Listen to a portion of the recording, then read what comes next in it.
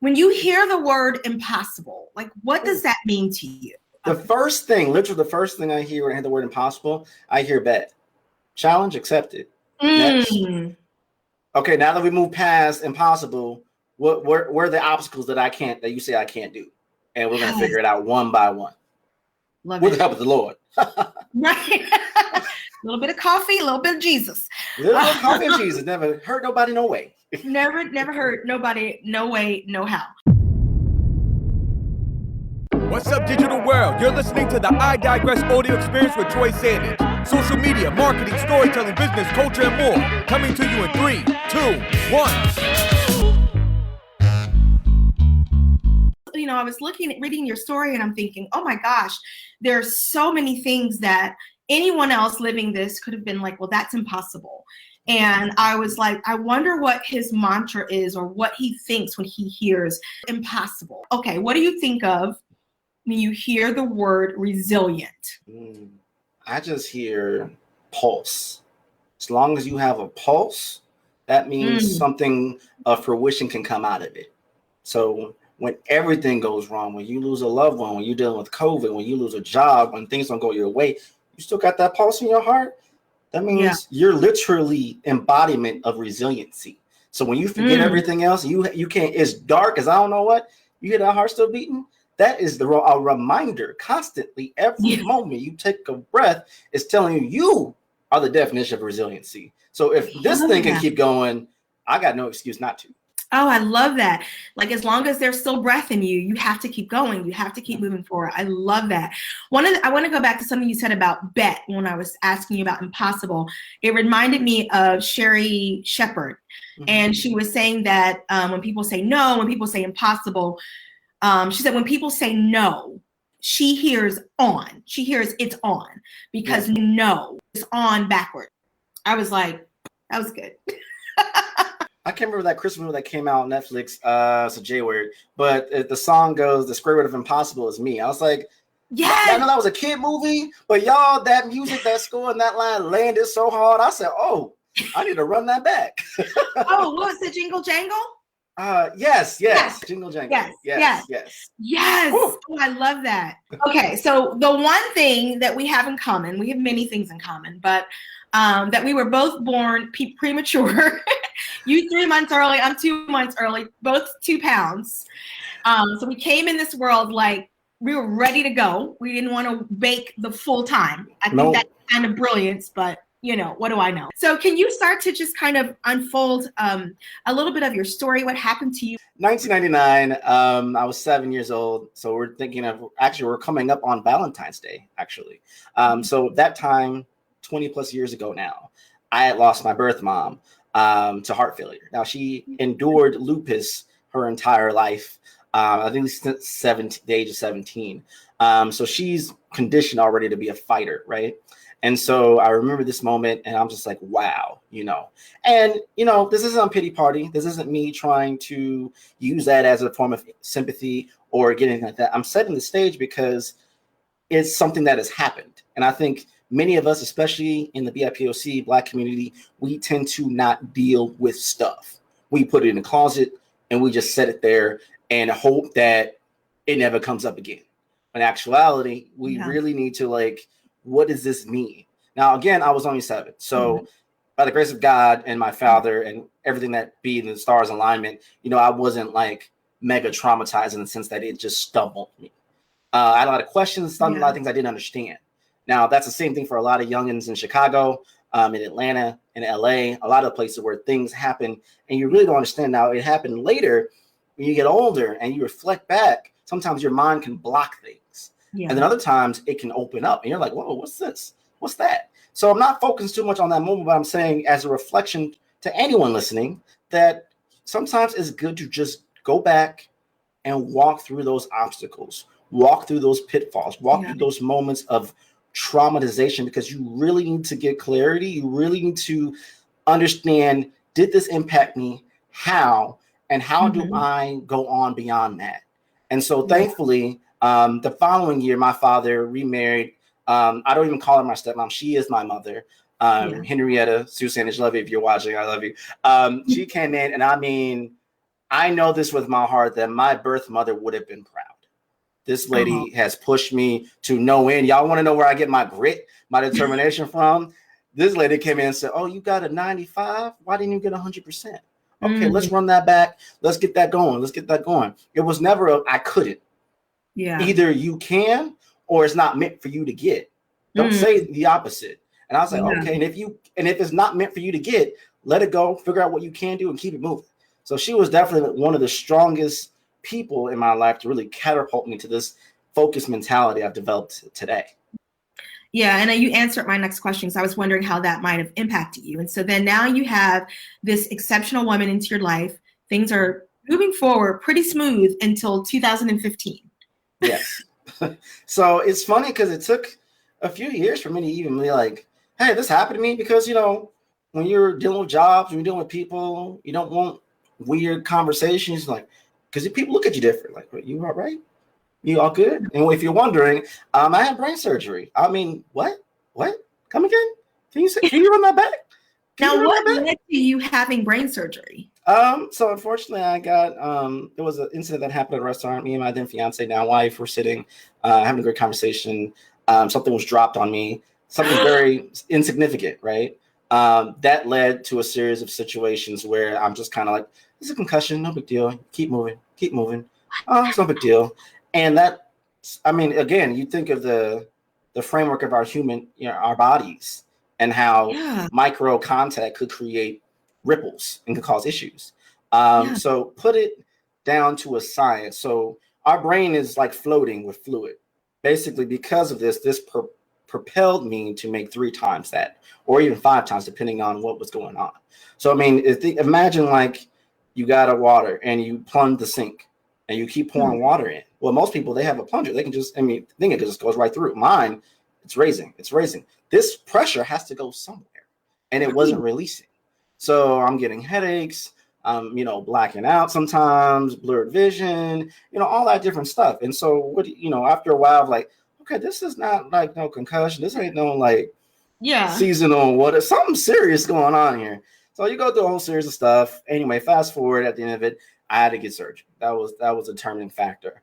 Mind you, this was like literally 2 months to the day of my wedding. So it's like, oh my God, what am I doing? And you know how we Black people do. We talk, we go through scenarios. You like, is it meant to be? Like, what is going on? It's a sign from the Lord, whatever it is. Thankfully, obviously, surprised, I survived that. Was able to stand. We got through the whole wedding, happy, joy. I was good. Were you afraid? Like, can I ask you that? Like, were you afraid though? Because I'm just thinking, okay, I just want to go back so that we can kind of recap this. So you're at this restaurant with your fiance. Someone drops something on you.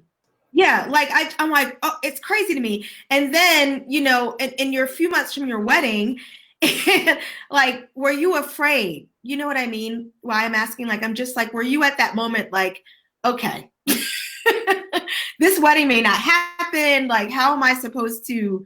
It's crazy to me. I just can't imagine. Like, I know you were talking about, is it a sign from God? Like, what's going to happen and all those things. But then, if I'm not mistaken, you had that surgery.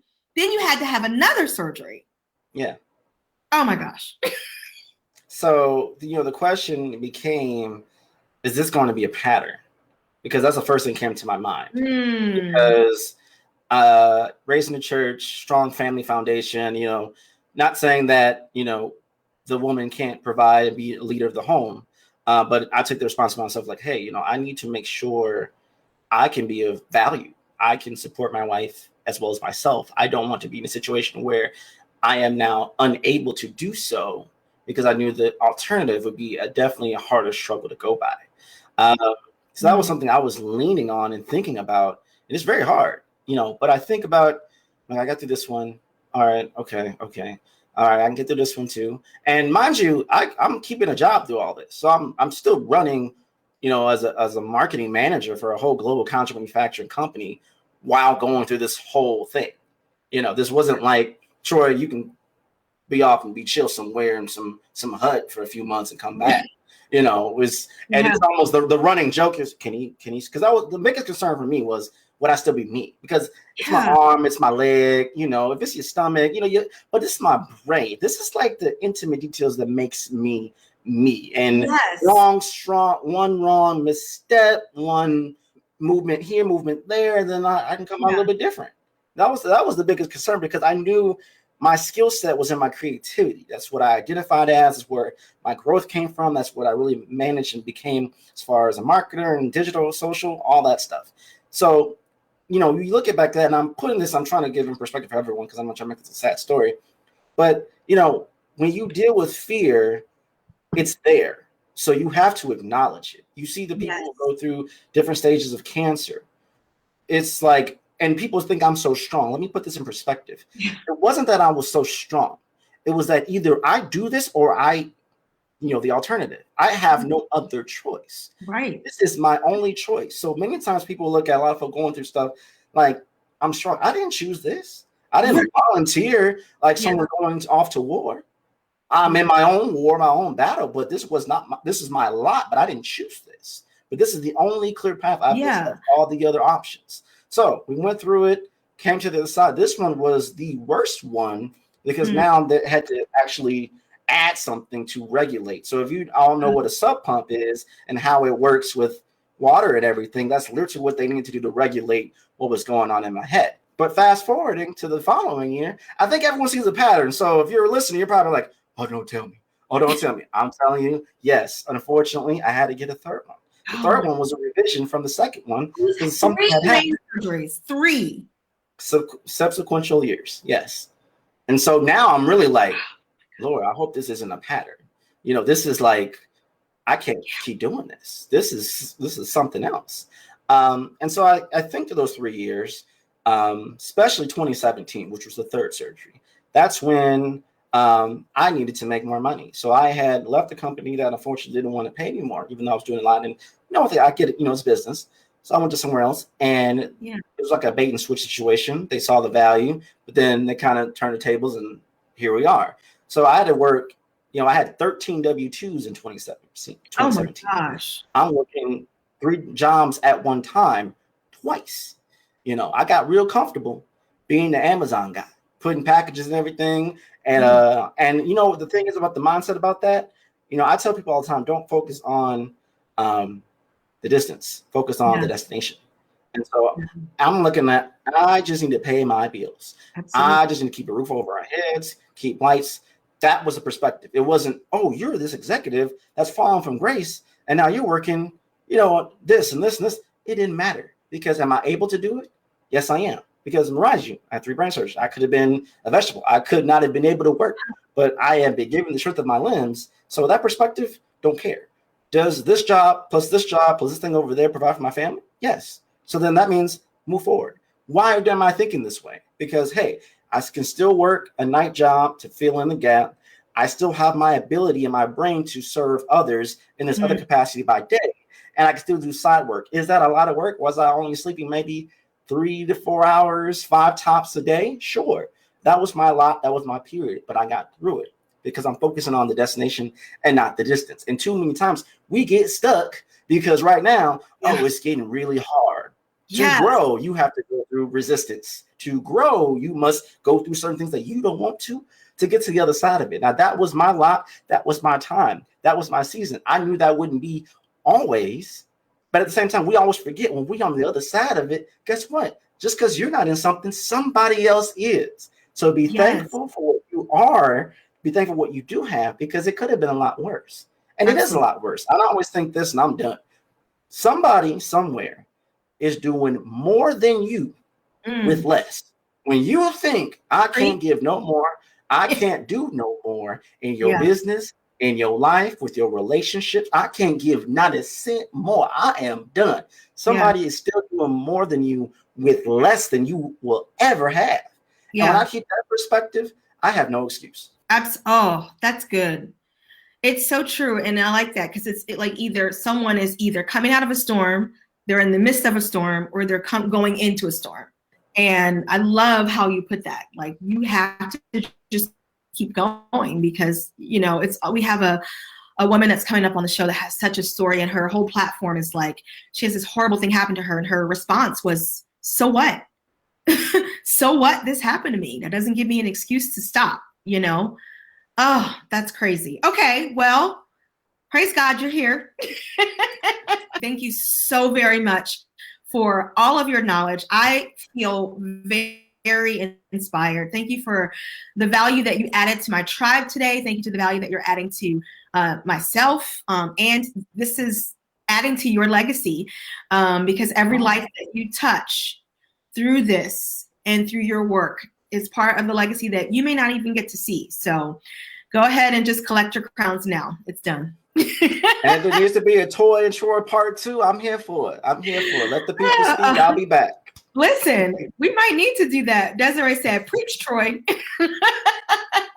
I'm telling you, gotta love a man that loves Jesus. And that's a wrap. We hope you enjoyed this episode of I Digress. What was your takeaway? Care to share your thoughts and tag Troy on social media? You can find him on all platforms at Find Troy. Don't forget to like, subscribe, and leave a review or comment for this episode from wherever you're listening. Looking for a marketing strategist to build the structure, strategies, and systems you need to get the success you want and the ROI you desire in your business? Book a discovery call to talk with Troy at findtroy.com. And as Troy's philosophy goes, imagination is the engine, content is the fuel, social media is the highway, marketing is the roadmap, sales is the destination, culture is the GPS. Thanks for listening.